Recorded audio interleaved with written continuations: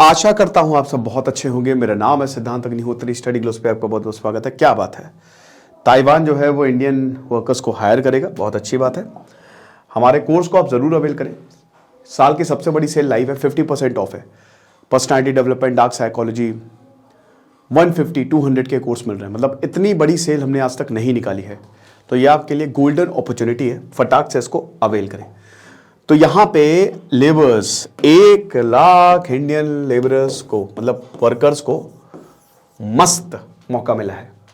अभी आपको पता ही कि इजराइल ने भी बोला था कि ऐसा है, हम एग्रीमेंट साइन कर रहे हैं, 1 लाख को भेज दो, 10,000 को तो साइन कर ही लिया है।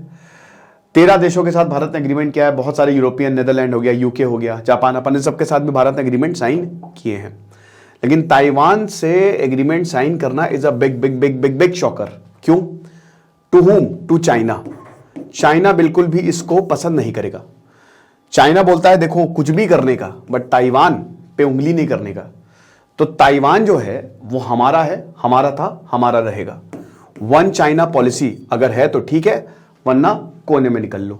भारत पहले वन चाइना पॉलिसी का सपोर्ट किया, लेकिन अब भारत का कोई कुछ स्टैंड समझ में नहीं आ रहा। हालांकि ताइवान एक बहुत इंपॉर्टेंट देश है। ताइवान सेमीकंडक्टर्स, और आपको पता ही है कि सेमीकंडक्टर्स, लिथियम, साथ ही साथ जो बैटरी रिसर्च की अगर बात करते हैं तो ताइवान हब है उसका। और आगे आने वाले समय में, क्या इसी समय में, ताइवान बहुत बड़ी पावर बनने वाला है। क्योंकि इतना पैसा इस देश के पास आएगा क्योंकि ये सेमीकंडक्टर्स पे लगातार काम कर रहे हैं, और क्योंकि पॉल्यूशन बढ़ रहा है, हर किसी को इलेक्ट्रिक व्हीकल चाहिए, तो ताइवान को लोग चाहिए बहुत ज्यादा। आपको जान के हैरानी होगी, मेरे खुद बहुत सारे दोस्त ताइवान यूनिवर्सिटी में काम कर रहे हैं, वहां पे पीएचडी कर रहे हैं, और बहुत लोग वहीं सेटल हो जाते हैं। बहुत ही शानदार देश है। थोड़ा सा इतिहास में बता दूं, बहुत ही संक्षेप में मैं बताऊंगा चाइना और ताइवान का। अगर आप मेरे लेक्चर सुनते आपको पता ही होगा, बट जो नहीं जुड़े मैं उनको बता दूं कि चीन और ताइवान एक ही थे। हुआ क्या कि 1911 में चीन हट गया, मोनार्की हट गई, जिनाही रेवोल्यूशन आ गया। फिर चियांग काइशेक, उससे पहले सन यात सेन, उन्होंने एक पार्टी बनाई कौमिंटोंग। अब ये पार्टी ये थी कि चाइना को एकत्रित करेंगे। लेकिन 1921 में एक और पार्टी बनी, कम्युनिस्ट पार्टी ऑफ चाइना। तो कम्युनिस्ट पार्टी ऑफ चाइना कम थे लोग, लेकिन इनका वर्चस्व ज्यादा था। माओ जेडोंग जिसके लीडर थे। वर्ल्ड वॉर 2 खत्म होने के बाद कम्युनिस्ट पार्टी और कौमिंटोंग दोनों आपस में भिड़ गए कि हमारा चाइना है। अल्टीमेटली जीता कौन इसमें? कम्युनिज्म। माओ जेडोंग जीत गए 1949 में। तो जितने भी लोग हैं, जितने भाई, देखो ताइवान में भी चाइना वाले ही रहते हैं, इन सबको भागना पड़ा रातों रात ताइवान। तो इसीलिए चाइना कहता है कि ताइवान हमारा है, हम कल, आज नहीं तो कल इसको जाके अपने में ले लेंगे। ताइवान कहता है चाइना हमारा है। ठीक है, तो अब ये युद्ध चल रहा है। लेकिन अब इसमें पूरी दुनिया को चाइना ये कहता है कि वन चाइना पॉलिसी फॉलो करो, बट अभी तक चाइना इन्वेट तो किया नहीं। अब कब करेगा भगवान जाने, और नहीं करने वाला। क्यों? देखिए, शायद कभी ना कभी हो जाए, बट ताइवान में भी चाइना के बड़े बड़े बिजनेसमैन ने इन्वेस्ट करके रखा है। ठीक है, अब ताइवान और चाइना भी अपने जो, मतलब जैसा चल रहा है वैसा चलने दो, स्टेटस को मेंटेन रखो। ये तो खाली बोलने के लिए अच्छा है कि हम इन्वेट कर देंगे। भाई नैन्सी पेलोसी गई, अमेरिका ने अपने एक बहुत ही बड़े ऑफिसर को, पॉलिटिशियन को, राजदूत को भेज दिया, एक डेमोक्रेट को भेज दिया, जाओ बेटा घूम के आओ ताइवान। क्या कर लिया चाइना ने? घेराबंदी कर दी, युद्ध जो वॉरशिप्स है वो भेज दिए। कुछ उखाड़ लिया? कुछ नहीं उखाड़ा, चीजें वैसे ही चल रही है।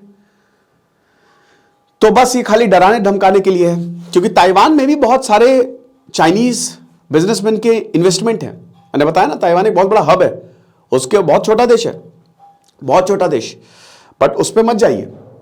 अब एक्चुअल में अगर आप देखें तो काफी कुछ है वहां पे। ठीक है, बहुत पैसा है। तो अब 1 लाख इंडियन वर्कर्स को हायर करेगा, और चाइना इस पे बिल्कुल भी खुश नहीं है।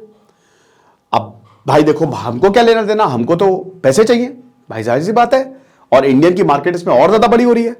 इंडियन लेबर्स का जो लोहा है वो पूरी दुनिया जानती है। पूरे गल्फ कंट्रीज को हमने बनाया है।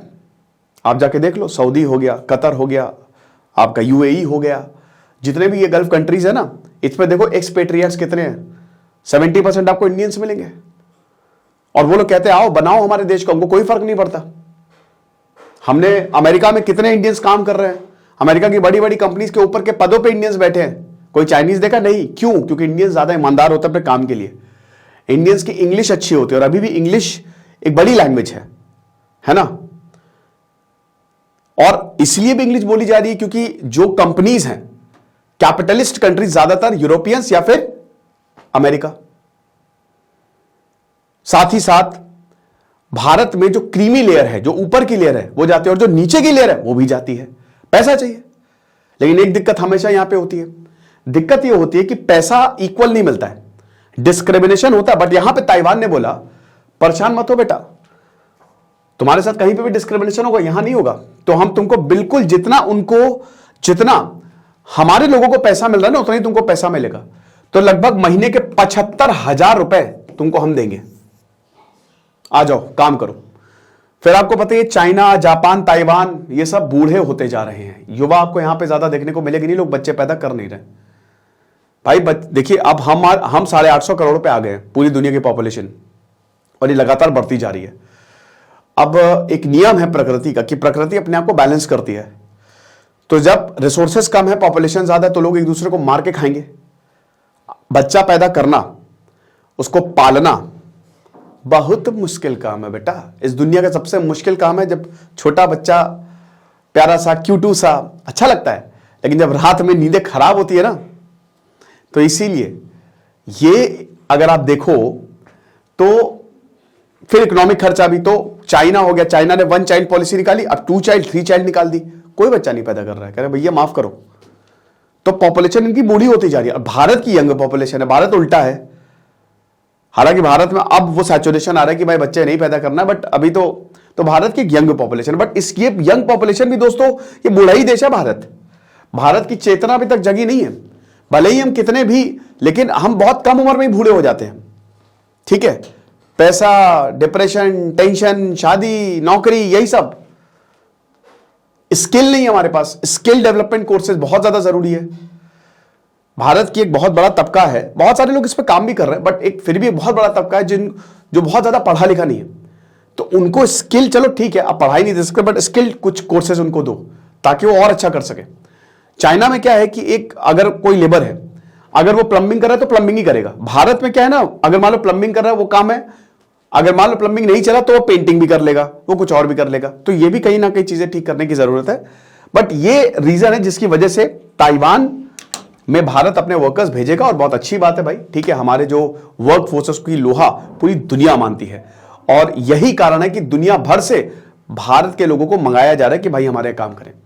तो ये लेक्चर था, आई होप आपको समझ में आया होगा। बाकी आप हमारे सेल का पूरा फायदा उठाएं, आपको मजा आ जाएगी क्योंकि 50% ऑफ है सारे कोर्सेज पे। Thank you so much.